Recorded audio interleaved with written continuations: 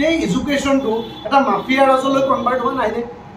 গোটেই এডুকেশ্যন চিষ্টেমটো ৰিফৰ্মৰ নামত ইমান ডাঙৰ ফ্ৰড চলি আছে, তাত কোন নেতা জড়িত? আপোনালোকে মোক এটা কথা কওক, যোৱা 10 বছৰত, যোৱা 5 বছৰত বা বিগত 2-3 বছৰত বা এই বছৰত এজন নেতাৰ নাম কওক যিজন যাৰ নেতৃত্বত এই পেপাৰসমূহ লিক হৈছে আৰু তেওঁক ডাঙৰ শাস্তি দিয়া হৈছে। হয়, কোনোবা সৰু টেকনিচিয়ান তেওঁলোকক জেলত ভৰাই তাৰপিছত বেল দিয়ে, তাৰপিছত খেলা কৰা হয়। কাৰ লগত? ফাৰ্ষ্ট জেল, দেন বেল, দেন খেলটো কাৰ লগত হয়? ছাত্ৰ ছাত্ৰীসকলৰ লগত হয়, শিক্ষাৰ্থীৰ লগত হয়। আৰু সেই শিক্ষাৰ্থীসকল কোন? সেই শিক্ষাৰ্থীসকল আপোনাৰ আমাৰ নিচিনা সৰু সাধাৰণ মধ্যবিত্ত শ্ৰমিক, কৃষক, কোনোবা সাংবাদিক, সৰু সাংবাদিক, কোনোবা গাঁৱৰ, কোনোবা গাড়ী চালক, কোনোবা সৰু দোকানীৰ সন্তান। তেওঁ কোনো মুখ্যমন্ত্ৰীৰ পুতেক নহয়, তেওঁ কোনো শিক্ষামন্ত্ৰীৰ পুতেক নহয়, তেওঁ কোনো আদানীৰ পুতেক নহয়, তেওঁ কোনো আম্বানীৰ পুতেক। এই দেশততো ডাঙৰ এই যিসকল ব্যক্তিৰ কথা ক'লোঁ, তেওঁলোকে পঢ়া লিখা কৰে নেকি? তেওঁলোকে এই টেষ্টবোৰ দিয়ে নেকি? এই যিসকল 22 লাখ ল'ৰা ছোৱালী যে পৰীক্ষা দিছে, তাত কোনোবা কৰ্পৰেটৰ ল'ৰা ছোৱালী আছে নেকি?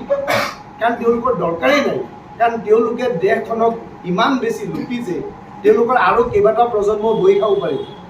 তেওঁলোকে ডক্টৰ হ'ব নালাগে, তেওঁলোকৰ ইঞ্জিনিয়াৰ হ'ব নালাগে, তেওঁলোকে কলেজৰ প্ৰফেচাৰ হ'ব নালাগে, কাৰণ তেওঁলোকে ইমান বেছি মাফিয়া ৰাজ কৰিছে আৰু মাফিয়া ৰাজ কৰি ইমান পইচা লুটিছে, তেওঁলোকৰ এইবোৰ এক্সাম দিয়াৰ গুৰুত্ব নাই। দিয়ে কোনে? দুখীয়া ল'ৰা ছোৱালী দি আছে, আজি মধ্যবিত্ত ল'ৰা ছোৱালী দি আছে। কিন্তু সেই দুখীয়া আৰু মধ্যবিত্তৰ কথা শুনিবলৈ এইখন চৰকাৰৰ মনেই নাই, কাৰণ তেওঁলোকে নিজে পঢ়া শুনা নকৰেই।